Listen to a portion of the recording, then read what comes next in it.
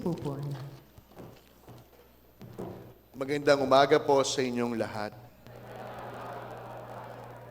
Minsan ko nang naitanong sa aking sarili, paano kaya kung hindi po nabuhay na magmuli si Jesus?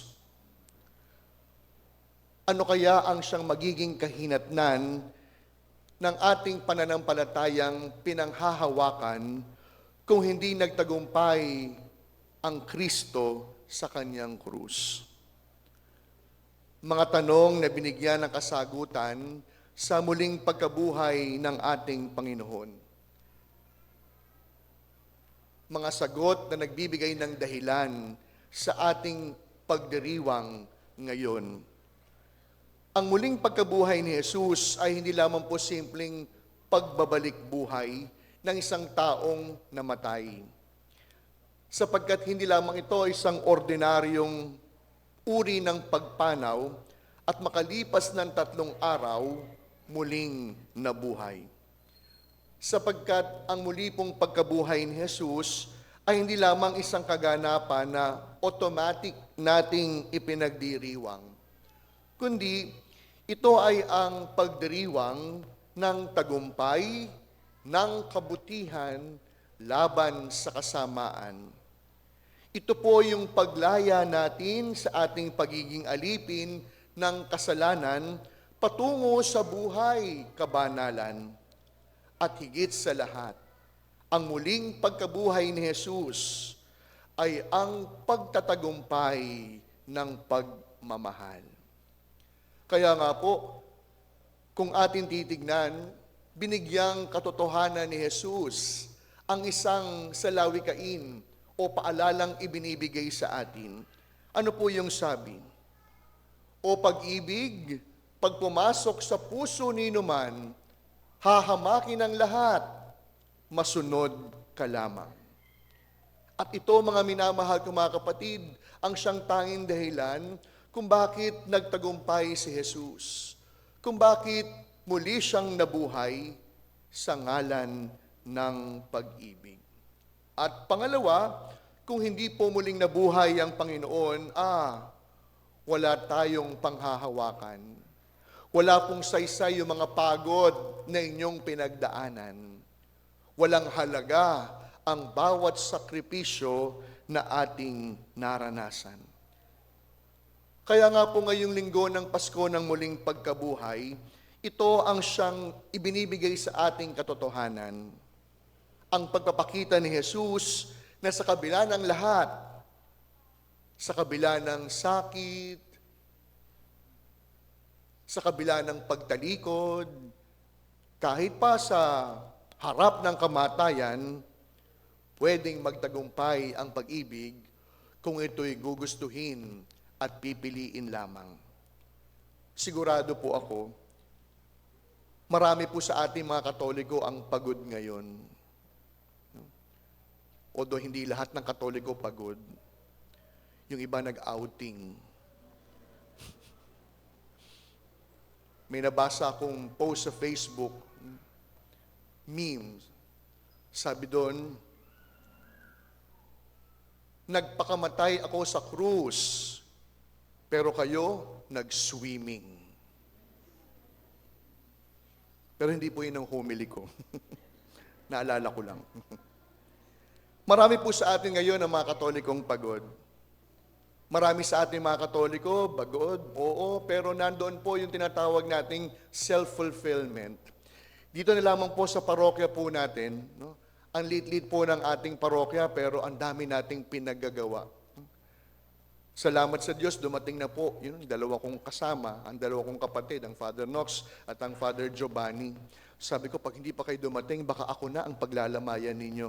No? Sunod-sunod po yung schedule natin. No? Pero ganun pa man, no? Yung pagod, ipahinga lamang, makakapagpatuloy na sa mga gawain. Sapagkat ang bawat pagod ay nakaugat sa pagmamahal. Natatandaan po ninyo yung kamag-anak kong namatay, na ang dahilan ng kanyang kamatayan, namatay sa pagod. Sapagkat meron daw pong uri ng pagod. Yung pagod na sayang at yung pagod na sulit. May mga taong napapagod, pero yung kanilang pagod na sayang, sapagkat walang pinag-alayan, walang pinaglagakan, walang kinapuntahan. Kaya napagod, pero sayang. Sa kabilang banda, may mga pagod naman na sulit. Sulit sapagkat pagod ang katawan, namimintig ang mga paa at bisig, pero sulit dahil yung pagod inialay sa ngalan ng pag-ibig. Kaya nga po, tayo mga Katoliko ngayong linggong ito, pansinin po ninyo, bagamat tayo ay hindi nakatulog o puyat na nakalipas na gabi dahil sa magdamagang vigil, pero heto, puno ang simbahan sapagkat ibig nating ipagdiwang ang muling pagkabuhay ni Jesus sa ngalan ng pagmamahal. At ito po mga minamahal kong mga kapatid, ang siyang paanyaya ng muling pagkabuhay ni Jesus. Tandaan natin na ang tunay na sukatan ng pag-ibig ay yung pagmamahal na handang mapagod. Yung pag-ibig na handang mag-alay ng kanyang buhay para sa isang minamahal. Tunay ngang sa muling pagkabuhay ni Jesus, pag ang pag-ibig pumasok sa puso ni numan, hahamakin ang lahat, mapagtagumpayan lamang. Sa Ebanghelyo, natunghayan natin na igulong na ang bato sa libingan, na ang buong akala ng mga saksi may kumuha sa bangkay ni Jesus. Sapagkat hindi po mapaniwalaan ng mga alagad na muling nabuhay ang Panginoon. Bakit? Sapagkat sila'y nakatunghay sa maling direksyon. They could never believe that Jesus is truly risen from the dead because they were looking at the wrong direction. They were finding the Lord inside an empty tomb. That is why the tomb of Jesus was famous not because of its content, not because of what is inside. The tomb of the Lord was famous because nothing is inside it. At ito ang siyang ipinagdiriwang natin.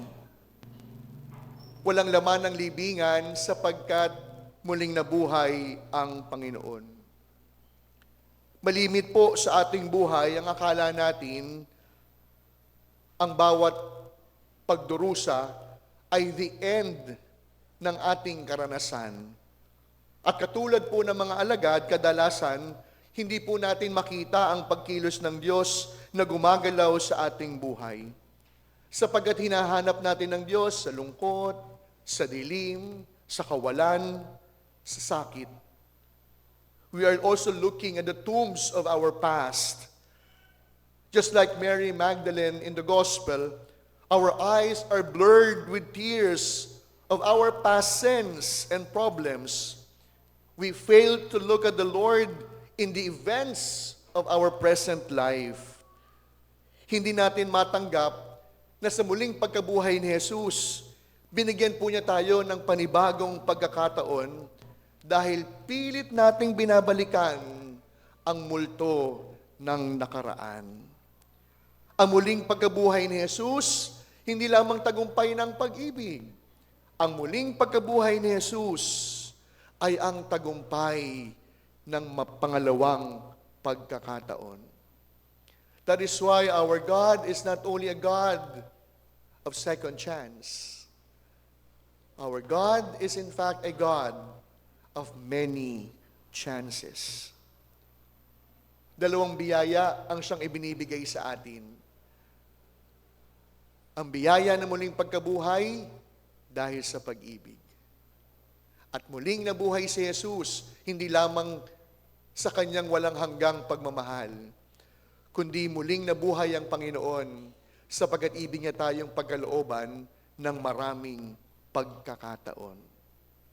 Sa pagpapatuloy po ng ating pagdiriwang, matutunghayan natin sa mga darating na araw, the disciples were never the same again. Binago sila hindi lamang ng kanilang karanasan, kundi binago ang mga alagad, ng pagmamahal na bunga ng muling pagkabuhay ni Jesus. At ito ang panalangin ko po para sa ating pamayanan. After we have celebrated this Easter Sunday, we will never be the same again. After we have celebrated the resurrection of Jesus, each will become the best version of ourselves, version 2.0. Kung dati, tinitignan natin ang lahat ng malungkot at mapait.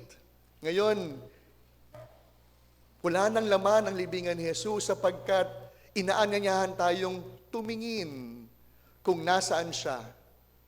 Hindi na lamang sa libingan, kundi sa puso at buhay natin. Kaya sa pagpapatuloy po ng ating misa, tunay na ang ating awitin, Alleluia. Sapagkat sa kabila ng ating kataksilan, sa kabila ng maraming kakulangan, sa kabila ng paulit-ulit na kasalanan, hindi maikukubli ang katotohanan, pwede pa rin tayong mahalin. Ang muling pagkabuhay ni Jesus, tagumpay ng pag-ibig.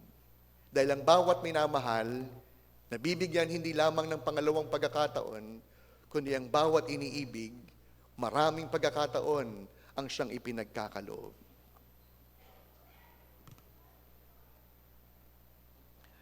Amen.